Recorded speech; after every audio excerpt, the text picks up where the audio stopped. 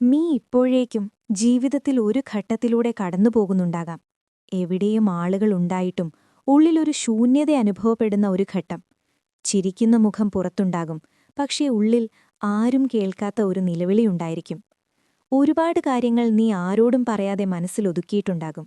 കാരണം ആരെങ്കിലും മനസ്സിലാക്കുമോ എന്ന സംശയം നിന്നെ മിണ്ടാതാക്കിയിരിക്കാം. ചില രാത്രികൾ അങ്ങനെ തന്നെയായിരിക്കും. എല്ലാവരും ഉറങ്ങുമ്പോൾ നീ മാത്രമാകും ജാഗരിച്ചിരിക്കുക. നിന്റെ ചോദ്യങ്ങളോടും നിന്റെ പേടികളോടും നിന്റെ ഭാവിയെക്കുറിച്ചുള്ള ആശങ്കകളോടും കൂടെ.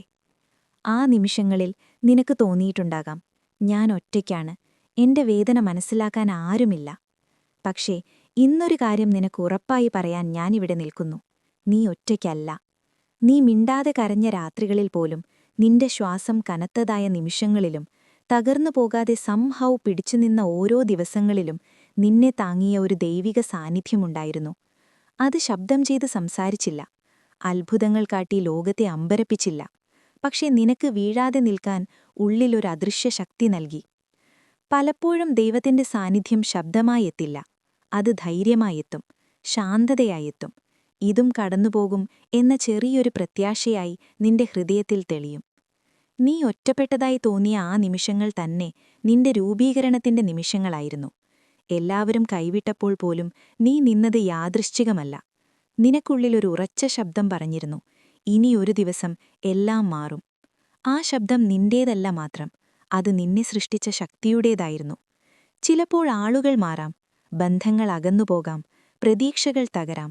പക്ഷെ ഒരു ദൈവിക സാന്നിധ്യം നിന്നെ വിട്ടുപോകുകയില്ല. നീ പരാജയപ്പെട്ട ദിവസങ്ങളിൽ പോലും, നീ നിന്നെ തന്നെ കുറ്റപ്പെടുത്തിയ സമയങ്ങളിലും, എനിക്കിനി കഴിയില്ല എന്നു തോന്നിയ നിമിഷങ്ങളിലും, നീ പൂർണ്ണമായും തകർന്നു പോകില്ല എങ്കിൽ അതിനൊരു കാരണമുണ്ട്. നീ ഒറ്റയ്ക്കല്ല. നിന്റെ യാത്രയ്ക്ക് അർത്ഥമുണ്ട്. നിന്റെ കണ്ണീർക്കും വിലയുണ്ട്. നിന്റെ കാത്തിരിപ്പിനും ഒരു സമയമുണ്ട്. ഇന്നെല്ലാം വ്യക്തമാകണമെന്നില്ല, ഇന്ന് നിനക്ക് മറുപടി കിട്ടണമെന്നില്ല. പക്ഷേ നിന്റെ ജീവിതം നിശബ്ദമായി രൂപപ്പെടുകയാണ്. ഒരു ദിവസം നീ തിരിഞ്ഞുനോക്കി കാണും, ഏറ്റവും ഒറ്റപ്പെട്ടതായി തോന്നിയ ദിവസങ്ങൾ തന്നെ നിന്റെ ഏറ്റവും വലിയ വളർച്ചയുടെ ദിവസങ്ങളായിരുന്നു എന്ന്. അതുകൊണ്ട് ഇന്നൊരു കാര്യം മാത്രം മനസ്സിൽ വയ്ക്കുക, നിന്റെ വേദന നിനക്ക് മാത്രമല്ല അറിയുന്നത്, അത് ദൈവത്തിനും അറിയാം. നിന്റെ മൗനം കേൾക്കുന്ന ഒരു സാന്നിധ്യമുണ്ടെന്ന് വിശ്വസിക്കൂ. നീ ഒറ്റയ്ക്കല്ല, നീ ഒരിക്കലും ഒറ്റയ്ക്കായിരുന്നില്ല. ഈ നിമിഷം മുതൽ ആ സത്യത്തിൽ നിൽക്കൂ. നിന്റെ ഉള്ളിൽ ശാന്തത വളരും. നിന്റെ കണ്ണീറിനു പകരം ധൈര്യം വരും. നിന്റെ പേടിക്കു പകരം വിശ്വാസം വേരുറയ്ക്കും. കാരണം ജീവിതം എത്ര കഠിനമായാലും നിന്നെ കൈവിടാത്ത ഒരു ശക്തി നിനക്കൊപ്പം നടക്കുകയാണ്. അതിനെ നീ ദൈവമെന്നു വിളിക്കാം, ശിവനെന്നു വിളിക്കാം, അനുഗ്രഹമെന്നു വിളിക്കാം.